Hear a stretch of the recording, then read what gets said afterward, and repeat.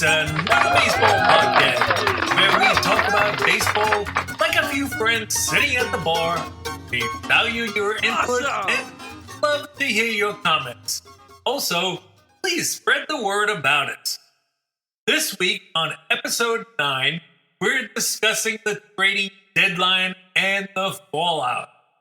So, what is the trading deadline? Well, that's the last point during the season at which players on 40-man rosters can be traded from one club to another. Those players may still be placed and claimed on outright waivers, but trades will no longer be permitted after July 30th at 6 p.m. And prior to 2019, July 31st was referred to as the non-waiver trade deadline. Those players could be traded after that date if they cleared waivers. So the August waiver trade period was eliminated in 2019, and Major League Baseball moving to a single deadline, and I think it's much better. Now, minor leaguers not on a 40-man roster can still be traded after the deadline. However, any player must be in that organization by the end of August 31st. So, those are all the fun tidbits about trading deadline, but how did it work out? I mean, the Major League Baseball trade deadline, it serves as a pivotal moment in baseball season.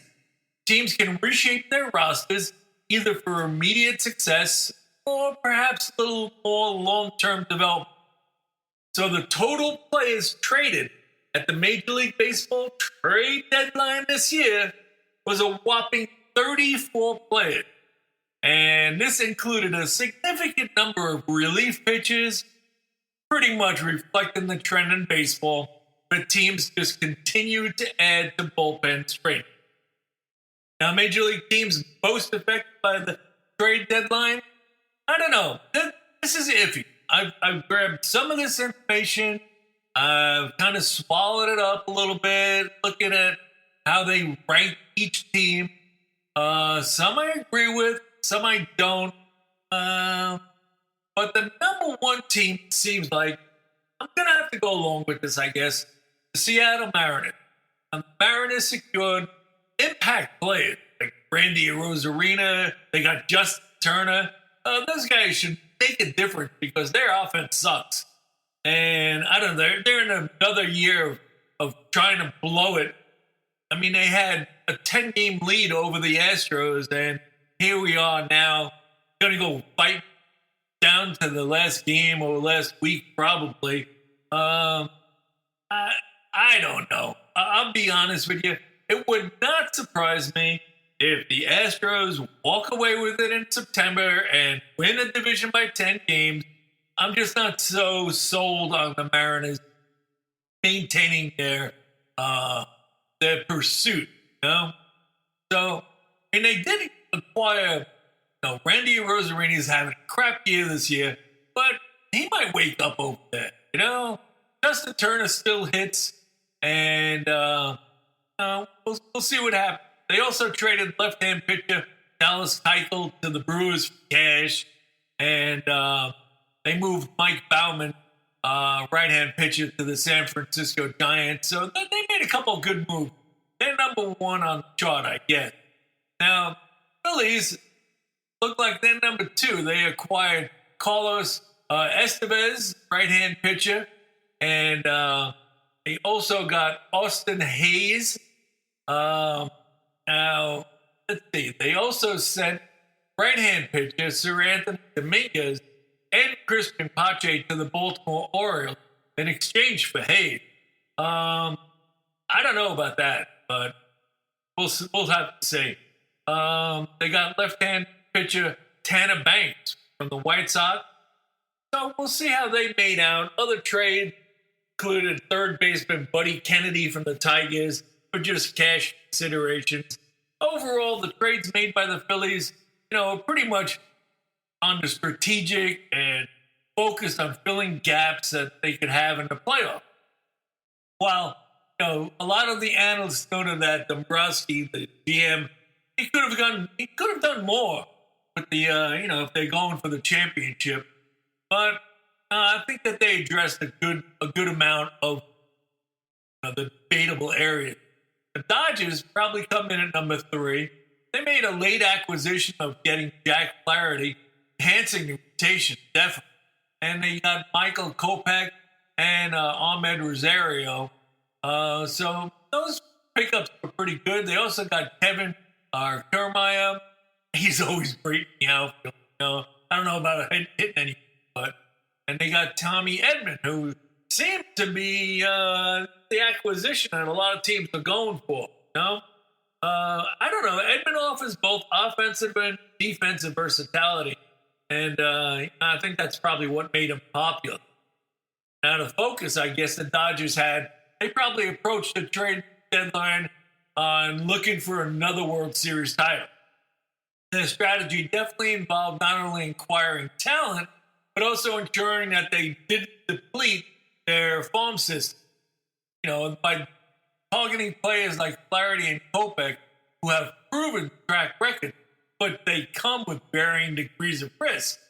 It seems like everybody has risk now, but they aim to balance immediate needs with future consideration. I think with these trades, the Dodgers have positioned themselves as serious contenders heading into October baseball. They've addressed critical areas such as starting pitching, bullpen depth, and while adding versatile players who can contribute multiple ways.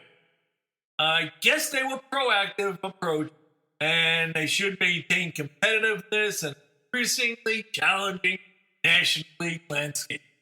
So overall, these trades reflect an approach, and I think they were successful on it. Now, what about number 4?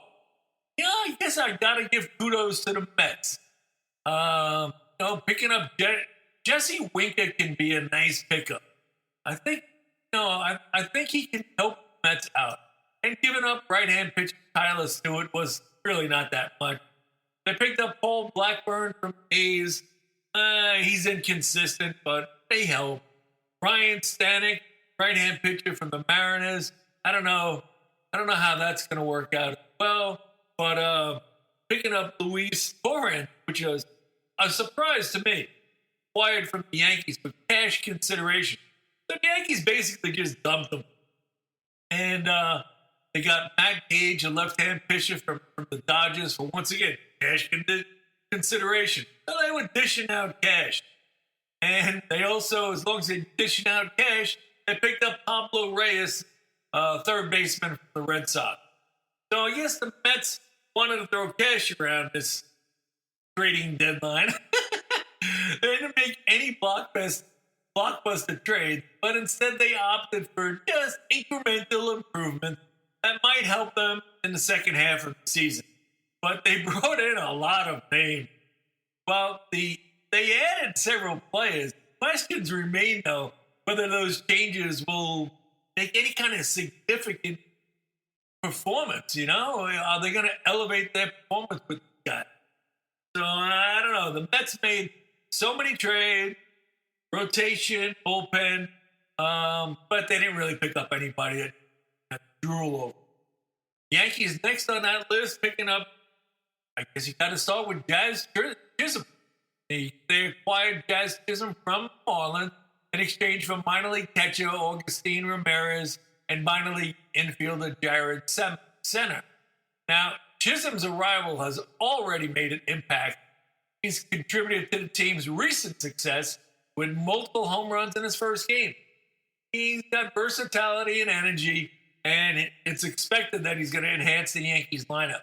And the Yankees need a lot of enhancing, so that's a good thing. I think the Mark Leiter Jr. trade is a pickup as well. That worked out well. Angel De Los Santos, they got him from San Diego for outfielder Brandon Lockridge. Lockridge has been in the Yankees farm system since 2006. We just finished our podcast on prospects or suspects, and this is one of them, right? Brandon Lockridge, who was 19 when he came to the Yankees, now at 27, he's looking for an opportunity. and I think he's ready to promote. So you may see him in San Diego real soon. They also picked up Kelly Austin. They traded Talib Ferguson, who's been throwing bombs up left and right, and they sent Houston. It would be ironic though if Houston beats the Yankees and Talib Ferguson has an impact in the playoff. You know, but the one that surprises me is Austin was drafted from UCLA in 2023, and he's been relieving mostly in the minors. He's 23, and he's shown good control and strikeout pitching. So this trade, involved moving an underperforming reliever while acquiring a young pitcher with potential. So we'll see what happens with that. The Yankees also made some smaller transactions, including acquiring J.D. Davis from the Oakland A's for Jordan Roshan and trading Luis Torrens to the Mets for cash consideration. Now, that's one that just blows me away. Torrens is another good hitting catcher in the Yankee system. Yankees have a lot of catchers, right? So what are they gonna do with these guys? Well, Torrens has been playing regularly with the Mets. Since getting the opportunity away from the Yankees, he's 6 for 14 with 3 RBIs in 5 games as of this podcast. Prospect? Overall, I kind of like these. Just not sure about Jazz because if you are not playing him at second base, and why not? Who cares that Gleyber Torres doesn't want to switch positions? Makes an error every other day at second base. And it's obvious that they're not going to resign him, so move Jazz to second right now. I don't know why you play games with somebody saying, we're going to play him at third. Oh, he can play center. Oh, he can. No, he's not that versatile. Don't give me that shit. He's a second baseman who Miami threw in center field. He didn't really play the position well, so make it easier on him. Put him back at freaking second base. Simple as that. Now the Baltimore Orioles come in now as well. I don't know. I like some of the Orioles moves, and I don't understand all of it. Zach Eflin, I think that's going to be a good pickup. It cost him right-hand pitcher, Jackson Baumeister, outfielder Matthew Etzel, and infielder outfielder Matt Horvath. Who really, they didn't really give up too much. And Zach Eflin should make an impact. Same as Trevor Rogers. They got him from Miami Marlins. And they built their bullpen up a little bit with Sir Anthony Dominguez from the Phillies. But you wonder why the Phillies dumped in. Same thing, about Gregory Soto. They got him from Philly. I can't see this. Past 2 years, he's struggled with control, and the Phillies got tired of him. Why would the Orioles in a challenge with the Yankees want to bother with him? I don't see it. And I definitely don't see Eloy Jimenez from the Chicago White Sox. Wow, it's seen as a low-risk addition. But I would have passed. You know why? He's a poison because he's from the White Sox. So I don't get that one. They got Austin Slater from the Red. And, wow, big pickup here.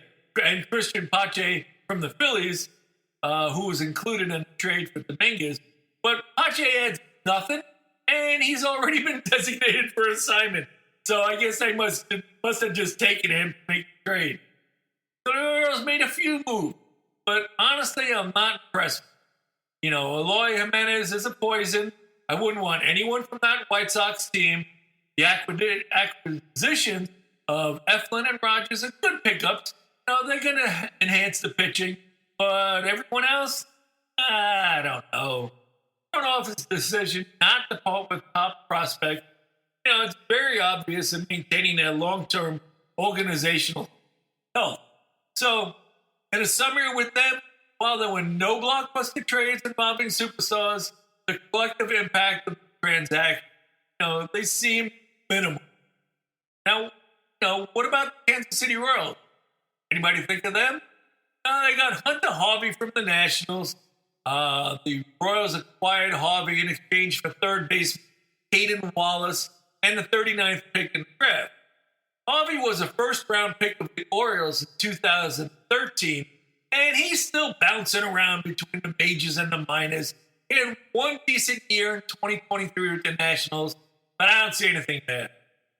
And they also got Michael Lorenzine. You know what? I've always liked him. Do you know that Lorenzine was a two-way player with the Reds before Ohtani? During his 7-year stint with the Reds, he was used in center field and to pinch hit any time.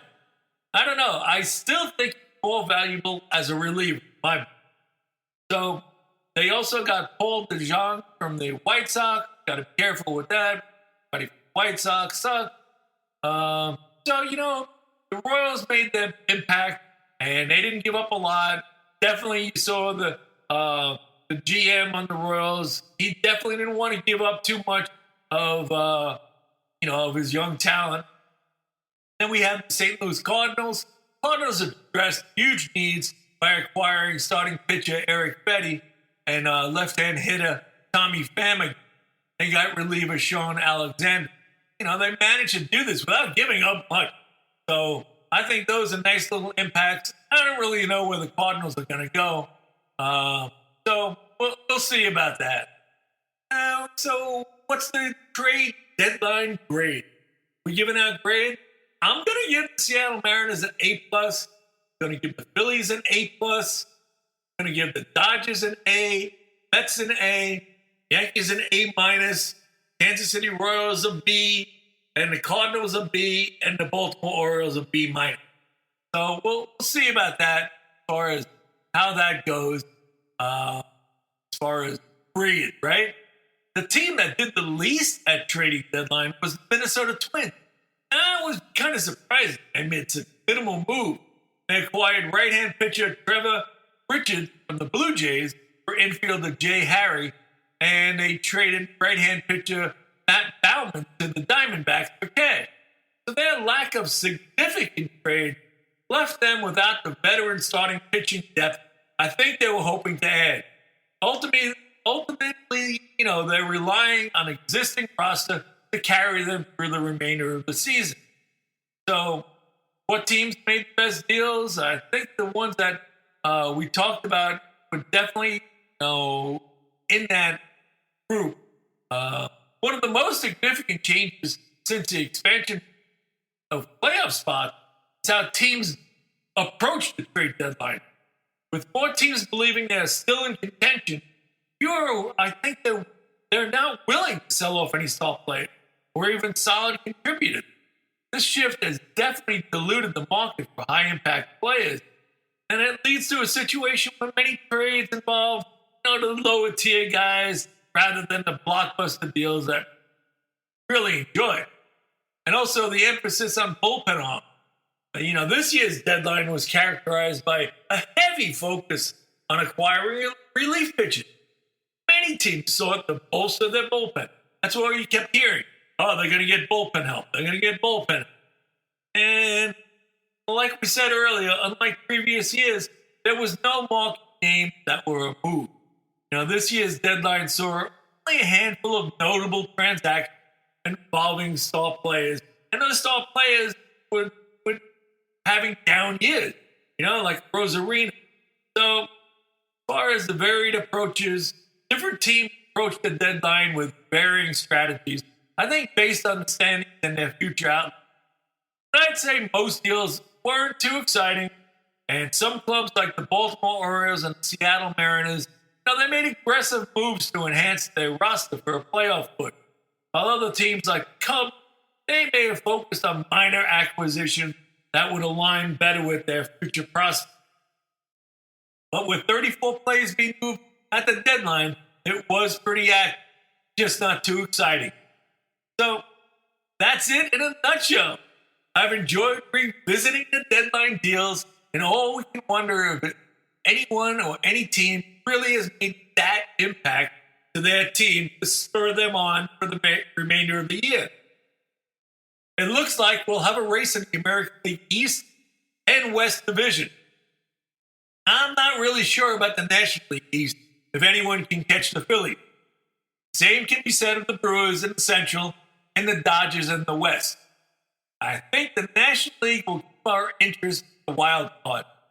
Well, that seems to be a wrap on today's episode. I hope you enjoyed our 9th episode, the trading deadline result of Bo's World, the baseball podcast. Join us weekly, new episodes released Friday for about a 20-minute broadcast. Thank you again for listening, and please tell your friends about it. Next week's episode is to be determined. I'm struggling over what to tackle next in my choices. Drop me a comment, perhaps, if you have a suggestion.